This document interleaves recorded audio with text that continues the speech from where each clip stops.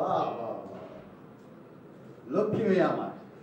তাহলে নাস্তাটা খেয়েই যাই। না, নাস্তা না খেয়ে কোথায় যাবে? ঘাড়ে যাতে মাথাটা থাকে সেই ব্যবস্থা করতে যাচ্ছি। ও বাবা, মাকে আনতে যাওয়া হচ্ছে? আচ্ছা আচ্ছা আচ্ছা। তো এত সকাল সকাল যার কি আছে বাবা, নাস্তাটা করো, ধীরে সুস্থে যাও।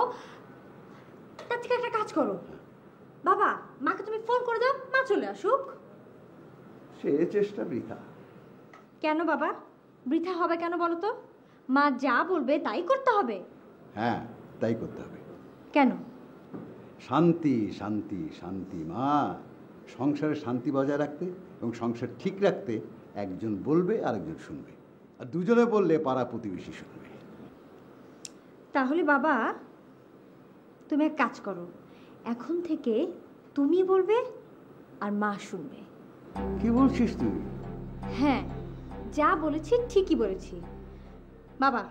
তুমি এখন মাকে আসতে বলে দাও, আর মা যদি না আসে নিজে থেকে, তাহলে তাহলে তাহলে তুমি মাকে একটা কঠিন হুমকি দাও। কি, পারবে না?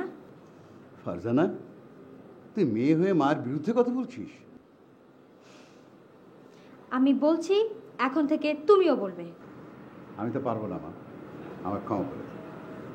তাই? ওকে ফাইন, তাহলে আমাকেও তুমি ক্ষমা করো। কি কারণে? তুমি যদি এখন মাকে আনতে যাও, তাহলে আমি এখনই ঘরের বাইরে চলে যাব। ফারজানা। জি না মিস্টার হাবিব, এসব বললে হবে না। আজকে প্রমাণিত হবে আপনি কাকে বেশি ভালোবাসেন, আপনার স্ত্রীকে না আপনার একমাত্র কন্যাকে। দুজনকে মা, দুজনকে। নো নো নো নো, এসব কথা বললে হবে না। যে কোনো একজনকে আপনার বেছে নিতে হবে, হয় আপনার স্ত্রী অথবা আপনার একমাত্র কন্যা ফারজানা। ওকে? ফারজানা, এই ফারজানা প্লিজ,